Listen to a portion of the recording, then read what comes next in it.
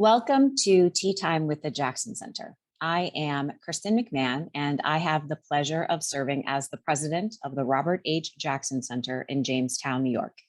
We envision a world where the universal principles of equality, fairness, and justice prevail. Over the last few years, we have noticed an increase in the number of questions regarding democracy, its institutions, civic responsibilities, and how all of these interact and mesh with each other. So the Jackson Center's program theme for this year is Democracy on Trial, and we are focused on the challenges to, pressures on, and opportunities for democracy and democratic institutions, both here in the United States and globally. These are not new questions. Robert H. Jackson wrote and spoke on democracy during his tenures as the United States Attorney General, United States Supreme Court Justice, and as the Chief United States Prosecutor at Nuremberg. So during this year, we will be convening conversations about democracy, US and global institutions, voting rights, the United States Supreme Court, human rights, and much more. This year, there's only one tea time each month on the fourth Thursday, and we hope the programs inspire you to have conversations with your family, friends, and colleagues, and to seek out ways to make change in your communities. And for those of you watching this live, remember you can ask your questions at any time in the Facebook chat. Today, I am thrilled to have Professor Atiba Ellis with us. He is a professor of law at Marquette University Law School. His research focuses on voting rights law with specific attention to how varying conceptions of the right to vote exclude voters on the margins. He has written about the economic entry barriers posed by voter ID laws, felon disenfranchisement laws, and the theoretical effects of the Citizens United Supreme Court decision, the impact of the Supreme Court's decision in Shelby County versus Holder, and related topics. His research focuses on voting rights theory and how ideology affects the scope of the right to vote, as well as critical legal theory and legal history. Professor Ellis, thank you so much for joining us for tea today. Thank you so much for having me. It's a pleasure to be here. And I have my tea, so I'm excited to take a sip and get started. Perfect. So I always like to start off our conversations with a little bit of an orientation for our audience. And so I thought what might be a good place to start is you have been writing on and researching voting rights for an extensive period of time. And so would love for you to give sort of a global concept of when we're talking about voting rights, what do we really mean by that? So I think the starting point is to think about the individual and what exactly they get to do as part of the United States and America's democratic republic, if you will, right? I mean, in a sense, we start with the notion that in terms of our constitutional structure, America functions like a democracy, but is built like a republic in the sense that we have states, and those states conduct elections, and those elections serve to choose everyone from the president of the United States, the head of the federal government, to members of Congress, to state representatives, whether it be your governor or your alderman or your dog catcher, right? If your dog catcher is elected.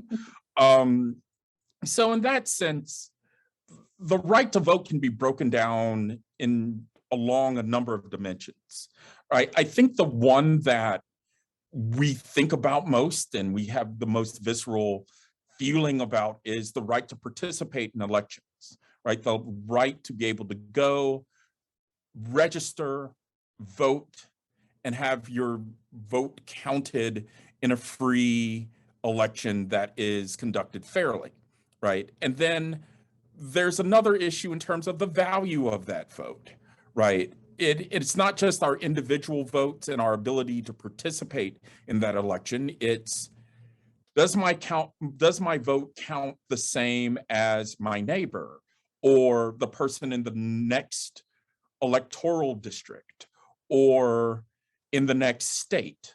You know, and the way our districts get structured raises those kinds of questions. And then, of course, there is the right under the First Amendment in terms of speech and engagement, which sets the boundaries of political discourse.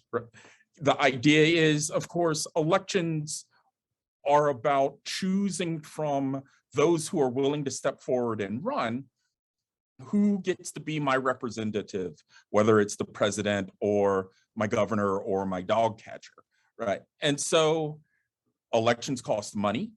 And of course, with money comes temptation.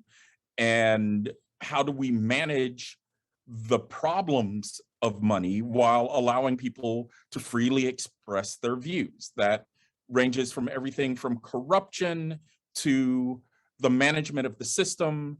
And in all of these instances, the big question is, what, at least from my scholarly perspective, what role should the courts play in managing these things? And certainly, I've alluded to the First Amendment. There are a number of other constitutional provisions that refer to voting rights, either directly or indirectly. And so this forms the constitutional scheme. Now, the thing I love to point out to people when we talk about the big scheme regarding the right to vote and these components, right? The right to participate, the right to have your vote counted and not be gerrymandered out of to the point of being valueless, the right of around the First Amendment, all of these things. And I actually should add to that list the anti-discrimination idea, right?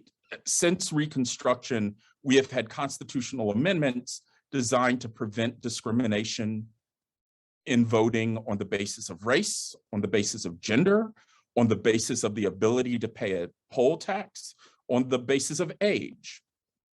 So these set the boundaries. And yet, and here's the irony, stop and think about it. If you look at your Constitution, what you'll notice isn't there. In the federal Constitution is a provision that actually spells out what the right to vote actually contains in an affirmative manner, right? I've already alluded to the idea that it's in the Constitution that states generally run federal elections, that we shouldn't discriminate, and even the ideas of equal protection impact how we define the right to vote. But there is no sentence in the Constitution that says the right to vote means X. And states have generally filled that gap. In every state, most of it is in state constitutions, although there are a few statutory provisions in some states.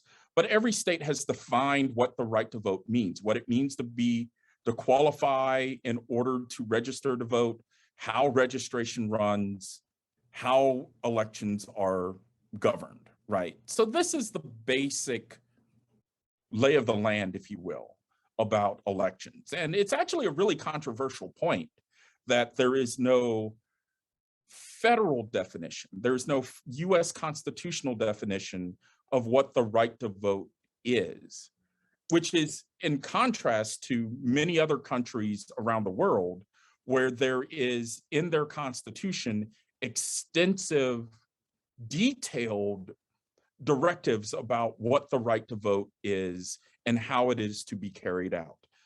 Just to pick two examples I'm very familiar with, there is a whole chapter of the Brazilian Constitution to those points, and Australia has an entire statute regarding elections that governs all of the states in Australia.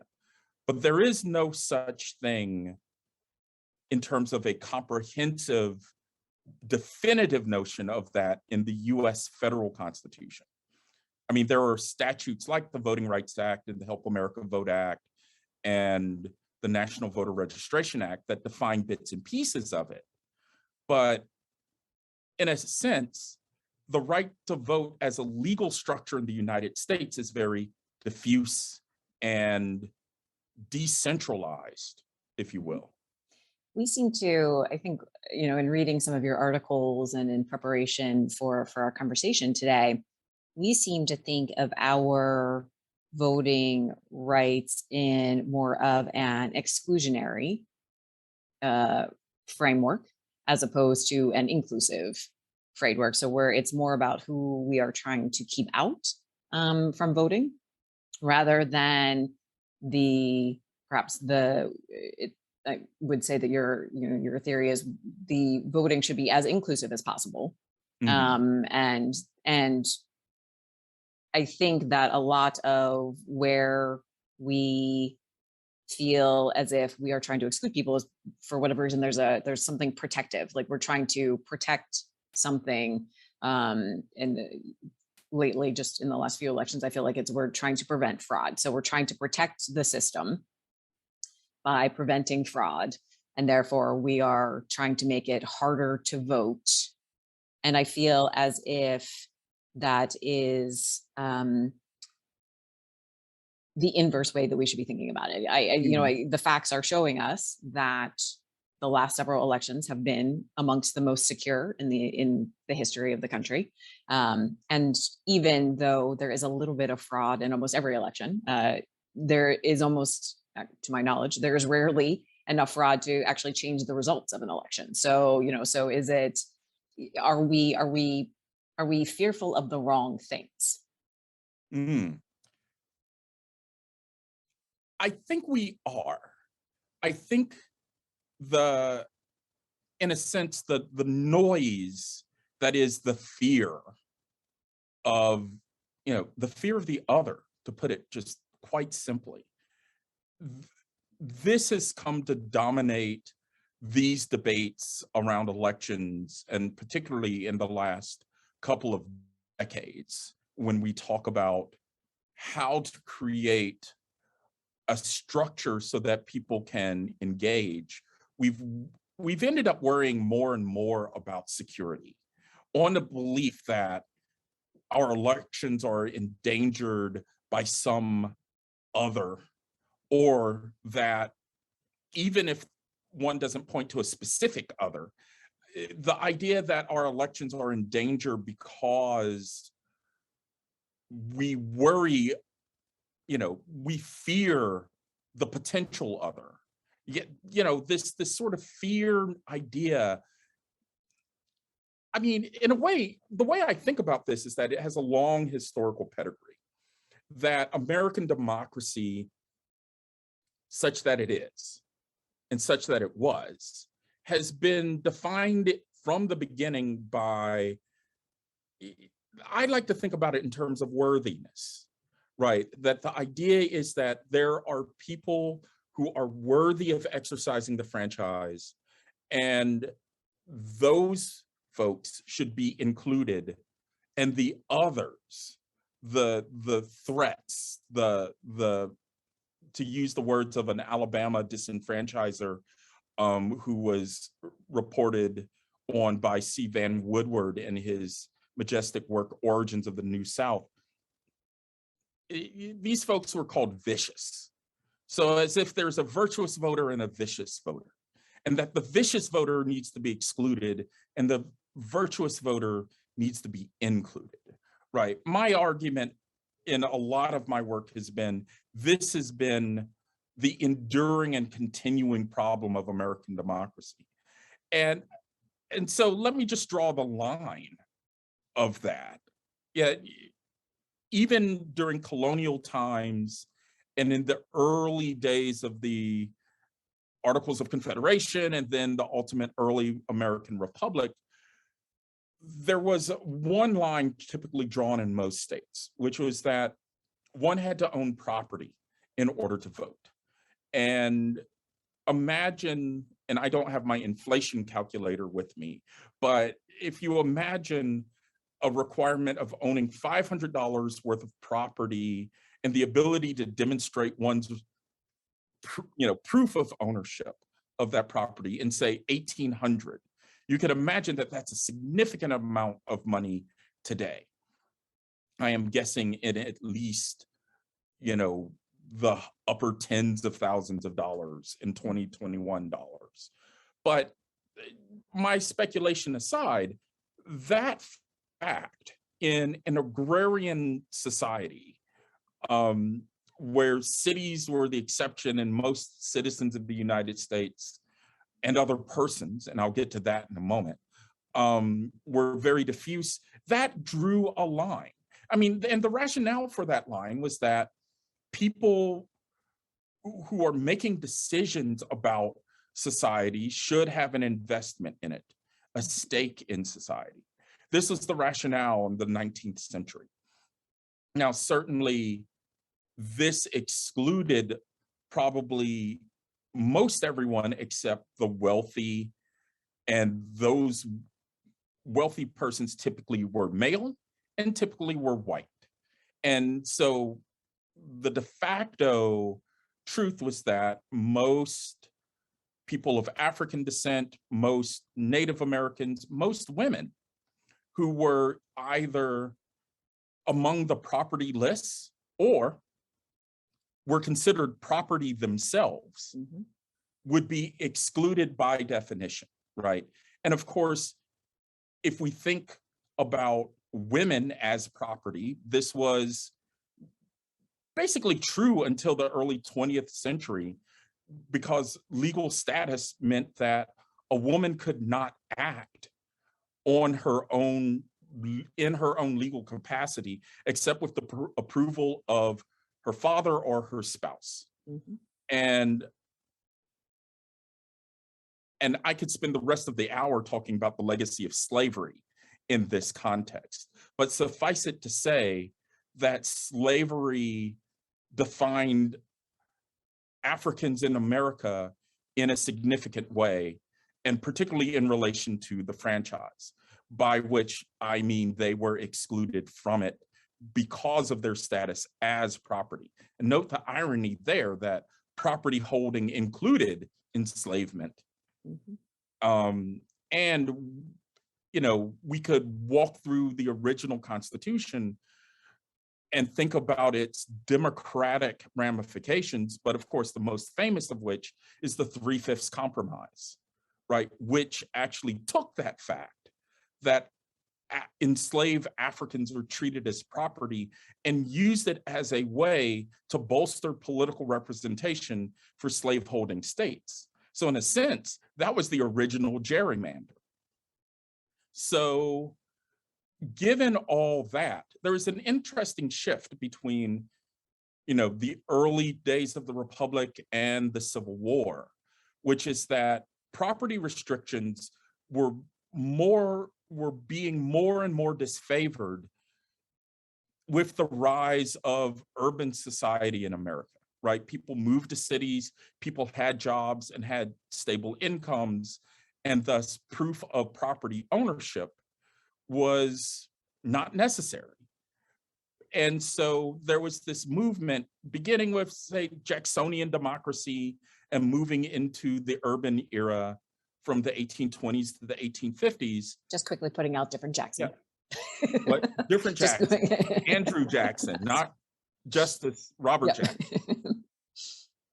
But beginning with Andrew Jackson and his sort of populism of the early 19th century, there was this movement towards universal white manhood suffrage.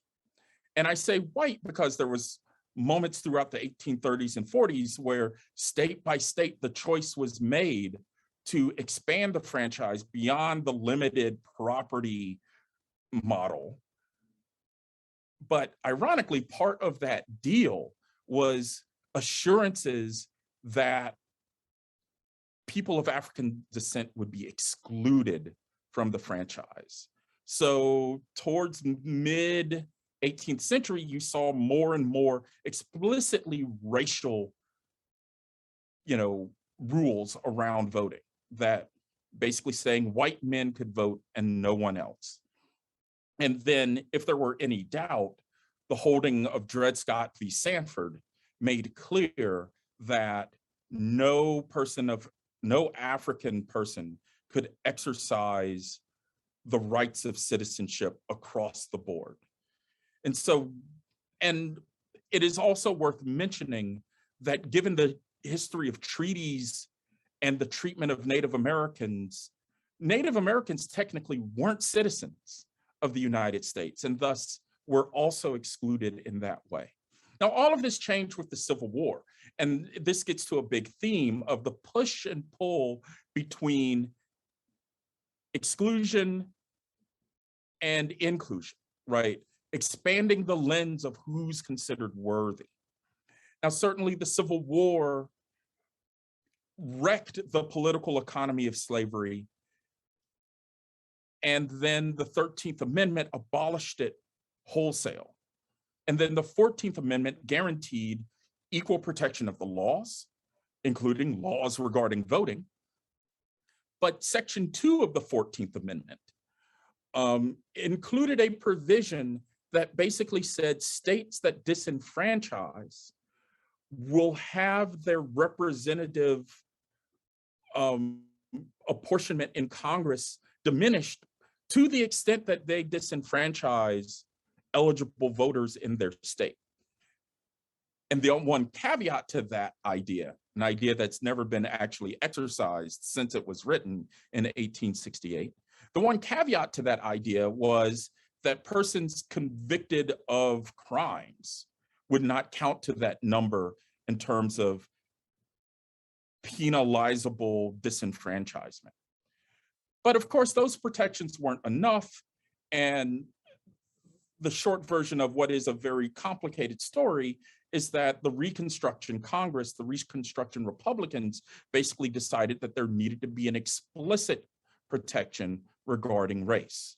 And part of this complicated history was the fact that the first drafts of the 15th Amendment could have been read as a universalization of the right to vote across the country, right? And there was also talk of ensuring the right to vote for all people, notwithstanding gender or race.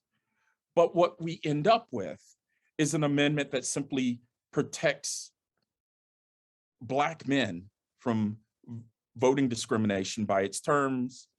And we have this moment in Reconstruction up until 1877, when Reconstruction ended, where freed Blacks were able to influence elections in Congress. Of course, the catch here is that that was protected by the presence of the Union Army in the South.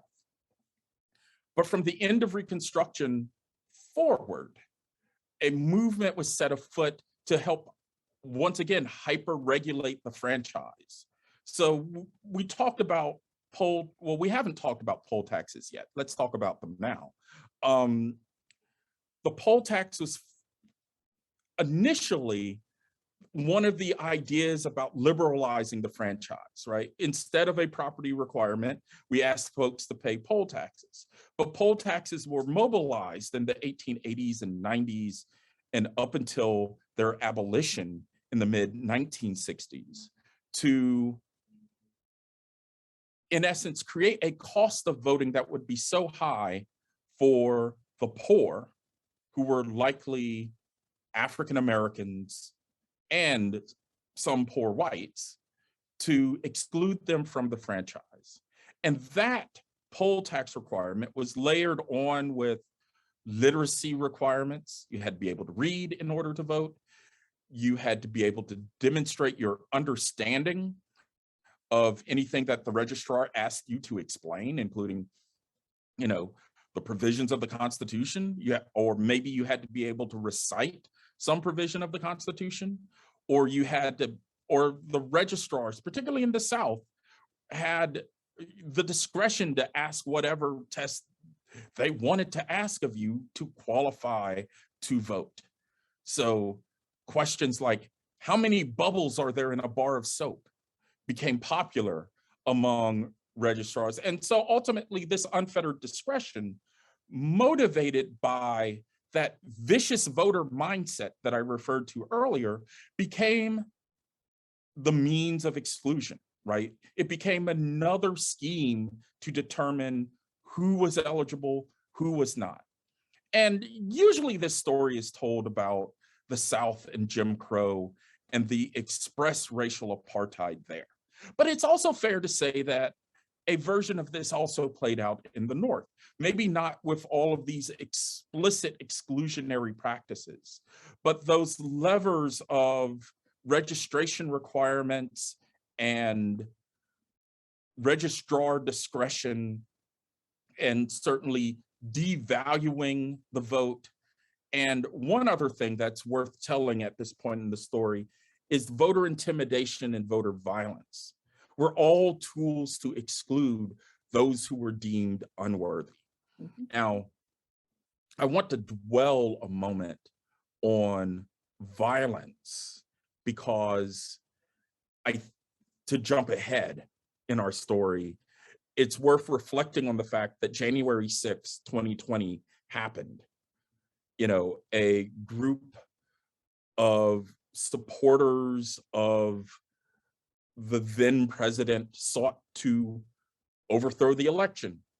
And even though some might say this was legitimate political discourse, my own view is that these folks sought to engage in a riot in order to stop the transition of power, right? The most open and naked form of opposition to the rule of law that I can think of, and in the 21st century. But if we look back to the 19th century, there was a Supreme Court case called United States versus Cruikshank.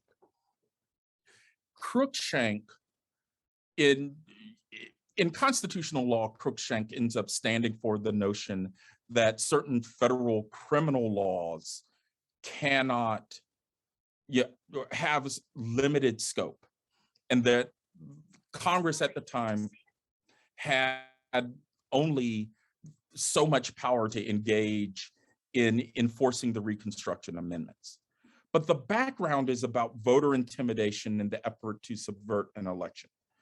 Put very briefly, Cruikshank was about an election in Louisiana where African Americans engaged in voting along with white Americans. The result was favorable to one party. The other party didn't like the outcome.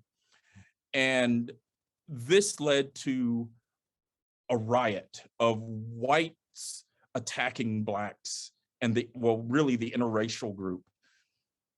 And this was called the Colfax Massacre. And so over 100 people died in that massacre. And so a number of the ringleaders were then indicted under the Reconstruction statutes of the time, typically called the Force Acts, for committing this crime against an election. And because the Supreme Court threw it out, the scope of Reconstruction was limited under these rules. But my takeaway from all of this is that this is probably the most famous example of a riot being used to upturn an election. And in a way, when we situate a lot of our conversations around the history of racial apartheid in the United States, we have to think about the violence that was inherent in all of this. And in a way, there is this pattern of competing at the ballot box and also using rules to exclude voters who you don't believe align with your interest if you're the people in power. And so by intimidation, by regulation, and by political competition, folks get excluded. And then even if the election goes against the power structure anyway, because of the sheer force of the number of votes, then the last resort is violence, right? This feels like obviously an inherent challenge in our system. The system has been set up really that you have to be in power for so long in order to really have any real power. I'm thinking about Congress and committee structures and things there more specifically. And yet, so there is very much a desire to preserve your power once you have attained your power. And that, I think, gets to, and you wrote an article last October talking about the need for truth telling, basically, around elections, and that this goes beyond like typical rhetoric that we see around elections of some of the hyperbole and some of the bombasticness, but that, and to use your January, to follow on that January 6th example, that is there an obligation that there is at least a minimum level of common understanding and common conversation to ensure that truth is being told about the process, about the results, about the forward steps. And for most Americans, the first thing they say is, well, the First Amendment says you can say anything you want to say, which obviously is a little reductive. But how do we balance that? Where are you suggesting we draw this line between what is part of the process and where we need to preserve the process? So, yeah, I wrote that article, and I also had the opportunity to write a blog post, interesting enough, for a symposium called Lies and the First Amendment, which is sponsored by the Knight Foundation at Center for the First Amendment at Columbia University Law. So I've been thinking about this a little bit. I think, yeah, there is this obligation to tell the truth. And I mean, obviously, part of my insight here is that there is this truth about intimidation and hyperregulation and violence that lays behind our idea of democracy. But in terms of drawing the line, under traditional First Amendment doctrine, it becomes very difficult, right? Well, I can say everything and anything that I want notion within the sphere of politics, though reductive, and there are many scholars who would call it reductive, but they also recognize that this is kind of foundational law, right? The court has said again and again in political law-related cases that the highest value when it comes to campaigning is to have a First Amendment view of we can exchange whatever ideas we want about the merits of the politics, right? I can campaign and say most things that I want. The hope being that the marketplace of ideas would call me out for my lies and my overstatements and my misrepresentations, and that the voters who disagree with me will send me home rather than swear me in. Now, I think that the lies about the merits are different than the lies about the process, right? What we see today, and what I would go so far as to reckon as a rhetorical and ideological, and as we saw on January 6th, an actual physical attack on the systems themselves, all driven by a bad idea, this voter fraud idea.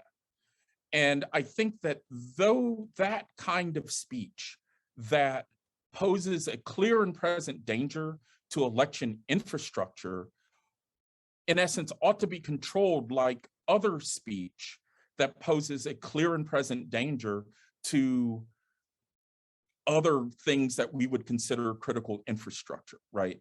To take as an analogy, if we took, say, a power plant, we have laws against anti-terrorism regarding critical infrastructure.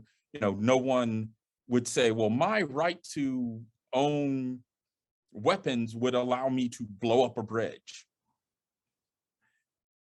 I would argue, and other scholars like Rick Hazen have made similar arguments that, elections are critical infrastructure.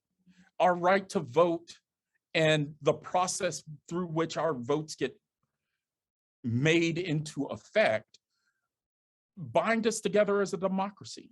And because of that, there should be some level of protection. Now, I realize that it's a difficult pill to swallow to say, well, we should ban certain speech that attacks election infrastructure. But, and I wouldn't go that far, but one of the illustrations that I think came out of the 2020 election was the fact that the courts demanded rigorous proof of the claims of voter fraud. And just to talk about voter fraud for a second, because I know we want to leave time for questions for the audience. So I do want to get that bit of my theory out. But, you know, there has been this oft repeated idea that there are illegal voters infiltrating our elections, or that the threat of these illegal voters means that we have to make our voting qualification rules more strict, right? And I have called this a meme, which, you know, and I think of it like it's a cute cat picture on the internet with little words under it that make you feel nice and you want to pass it to your friends. And this is such a cute thing. In fact, my spouse and I share cat pictures every day, particularly of our own cat, Lulu. But cat pictures are one thing. Ideas that marginalize by repeating the vicious voter myth are another. Mhm. And oh, go ahead. And all I was going to say was that this vicious voter idea, even if it's not explicitly racist or against immigrants or who have you, the notion of this threat and this fraud being exercised by certain groups repeats the same historical pattern that I laid out. Oh, there are these voters, they are a threat, we want to exclude them, therefore we want to make the rules more strict. And that idea evolved over the last 5 years into, oh, the establishment wants to help these vicious voters, therefore we can't trust the result. My guy won, and anybody who says different is part of the conspiracy. No proof, no evidence. But my point here is that the courts demanded proof. No proof could be shown. And in all the major court litigation around the 2020 election, no election result was thrown out. And I think that that strikes the balance. We must demand proof for restrictions, else we fall into the vicious voter lie and we end up repeating this worthiness dynamic all over again. I am reminded of a conversation I had with someone last summer, and the conversation was around a program that we had run that they felt didn't address that people felt as if the election had not been secure. And I remember having this conversation saying, the facts indicate that it was secure. The courts, numerous courts investigated the security of it, and no evidence arose that indicated anything other than secure.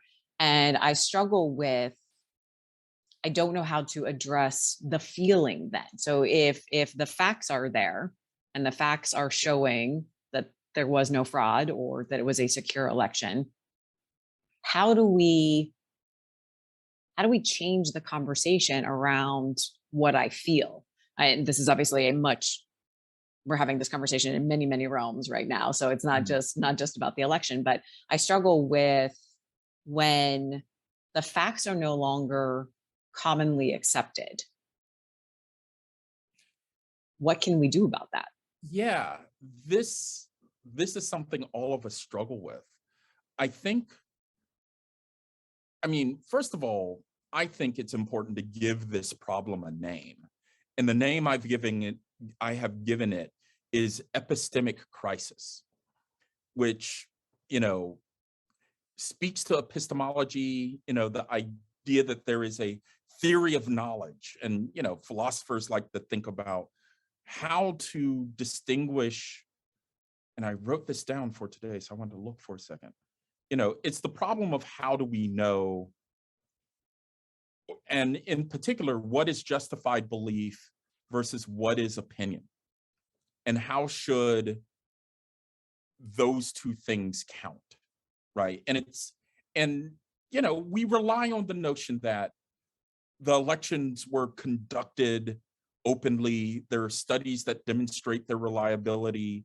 The courts, as both of us have noted, have unanimously said that this was a fair election. But that feeling, that opinion, the challenge is that we all need to share some level of objective truth in order to function as a society, right? We don't spend enough time thinking about how our common and shared understanding is actually what it is that binds us. We all, in a sense, share that same notion of fairness, that notion of what a democracy should include.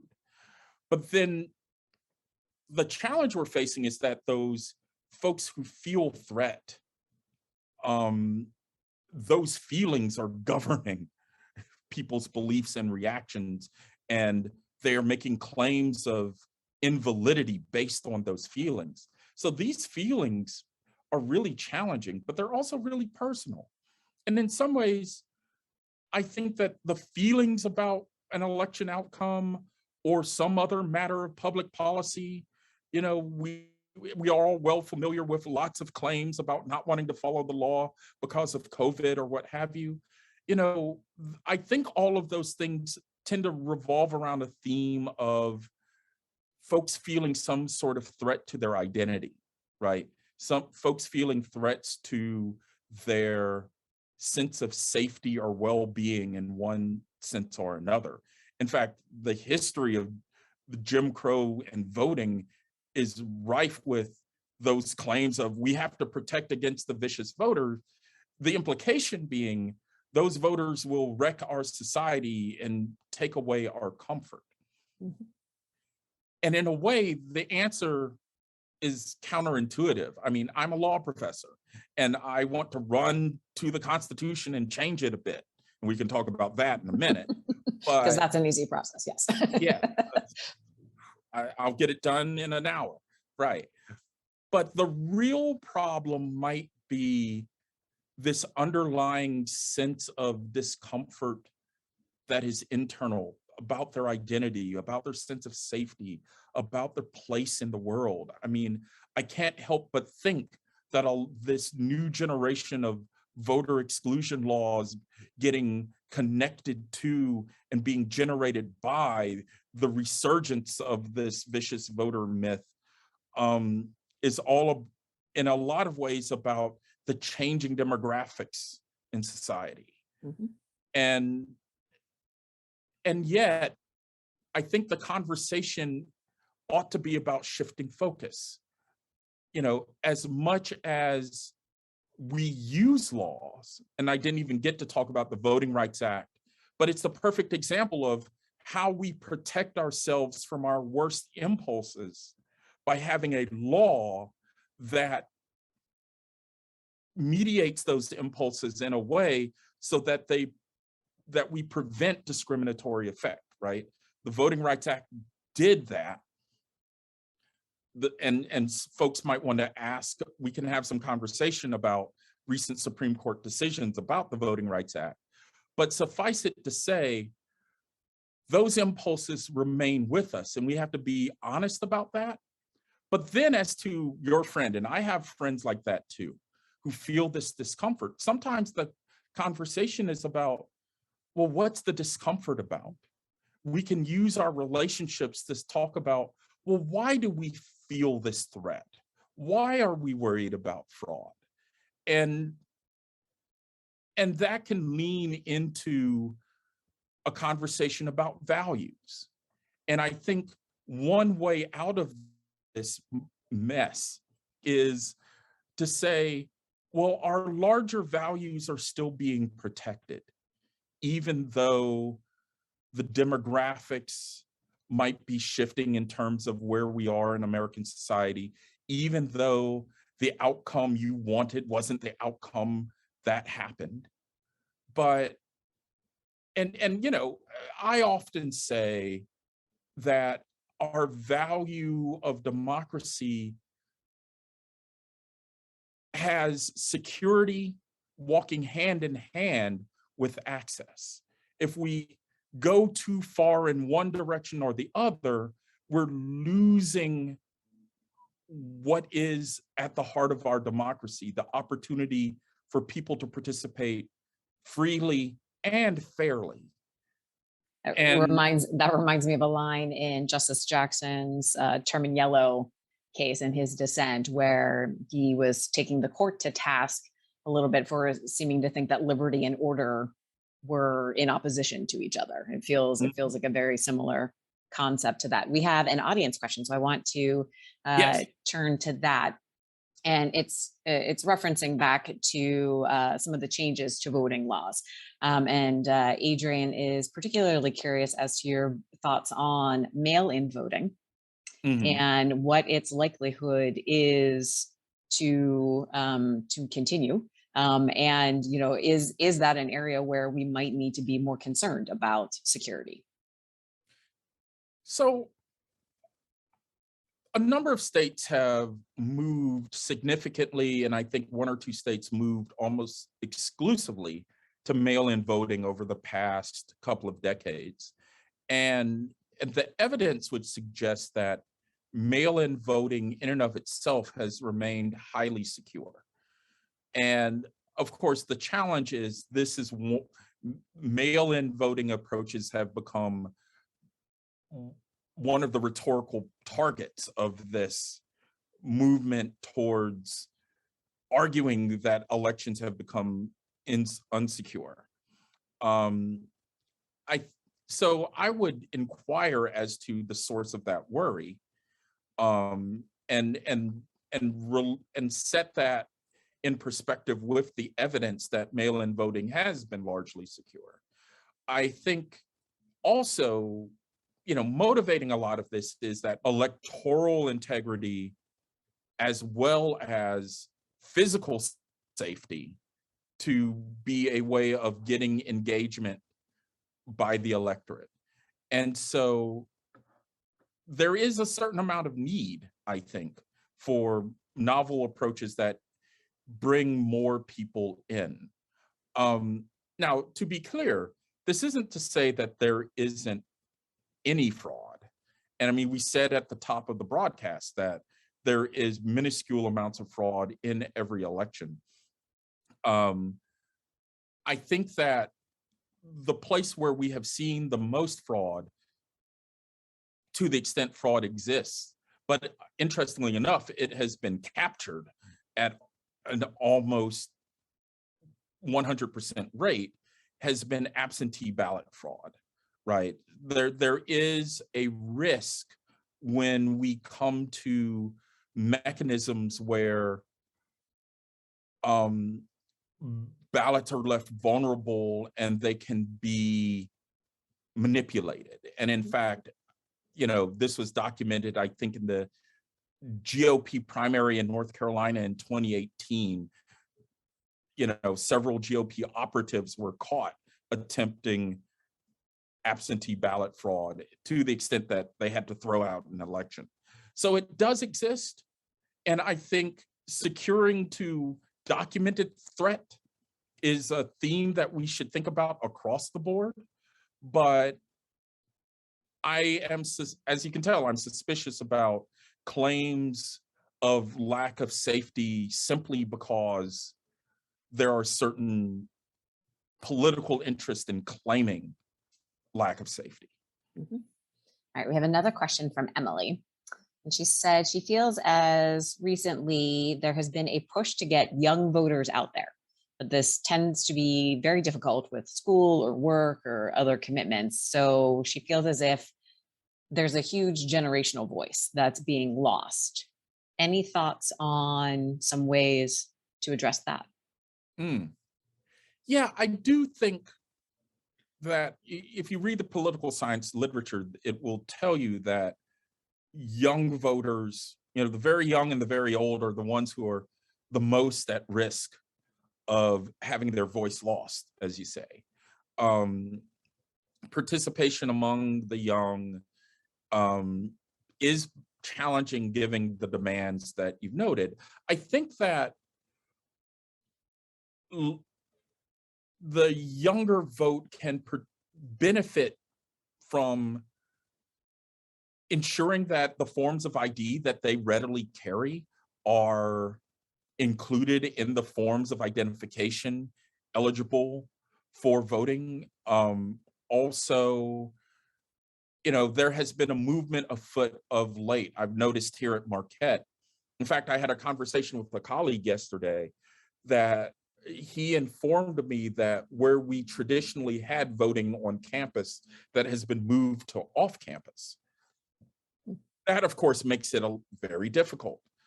And the location of polling places, the ease of availability.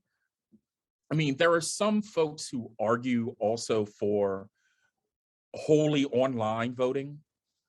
I mean, conceptually, that would make it very easy. But I think we're a long way away, at least a decade or more, from that becoming a realistic option, because there are documented issues in terms of making online voting work. And then certainly with the clear threat that has been manifest of late in terms of Russian hacking, which is a thing to talk about on today of all days. Indeed. So that sort of solution that would help participation is probably a ways off, which isn't to say it isn't worth investigating, but I suspect it's those kinds of things that will make participation a lot easier, particularly for the young in the longer term. Mm-hmm. I feel as if, well, it's probably more than just my feeling, but voting laws, as we've discussed, have always been very conservative. And so they are unlikely to lead in technology trends, and are, as often the law in general will lag significantly behind those technology advancements, just to give the opportunity to potentially fix all the things that could possibly go wrong. Right. Or that could possibly make something less secure. So it does not surprise me that we are a long way off from virtual voting. But yes, you put your finger on something in 10 seconds that it's taken me 45 minutes to say. I mean, a lot of this is about the conservatism of the law, and not so much the political conservatism, even though it does dovetail into that. But there is this kind of identity and ultimately kind of establishment preserving notion that comes about in terms of how we treat voting. And it gets to how we know who we are as a political community. And, that sort of us versus them thinking, unfortunately, dominates a lot of human history. And in a way, I think it's worth it, especially in a talk with the Justice Robert Jackson Center, noting that this is a rule of law issue. I mean, as I suggested earlier, one function of the rule of law is to protect us from our worst impulses. And I think that us versus them instinct that becomes manifest in this sort of vicious voter myth that fuels all sorts of, just to pick out the voter laws of the last decade or so, voter identification laws, voter purges, vote caging, you know, the discourse about mail-in voting, and my personal favorite, drop box voting. And with each of those, there's some variation of this is open to fraud, therefore we shouldn't do it. Claims that are unproved or underproved, but then it creates political motivation not to even try. And of course, in that world, if we can't even agree that I can drop it off in front of the courthouse, yeah, good luck getting an app. Right. That's very true. Yep. All right. So with our final 4 minutes, I would like to move to the lightning round questions. This is my favorite part of most of these conversations. So start off with, we've covered a lot of ground today. We've covered a lot of history. What do you wish people were paying more attention to with regard to this issue? Like, is there something covert or something that, you know, is potentially a really big challenge or a really big opportunity that most people aren't talking about or don't know about yet? So I think it's been under discussed. The violence inherent in the issue has been under discussed. I mean, we've talked about January 6th, certainly, but there's lots of reporting that I think has been under paid attention to in terms of these same folks who are angry at the process, who are posing a direct threat through the process, through ongoing, not just voter intimidation, and maybe even not voter intimidation so much as intimidating elected officials from doing their jobs. And the fact that we have folks who run our elections on the state and local level, on the precinct level, in certain places they're being harassed and harangued and they are quitting. This is a big deal, right? And there's a certain level of protection that they ought to be furnished. Mm-hmm. And I think that's a really important issue. And it tags to how the rhetoric of fraud and this vicious voter myth enables people to their worst tendencies. And that should be, you know, directly considered. What do you think are some of our greatest threats to democracy at this point? So in a way, a lot of what I've talked about is the historical roots of the modern day disinformation war about our political process.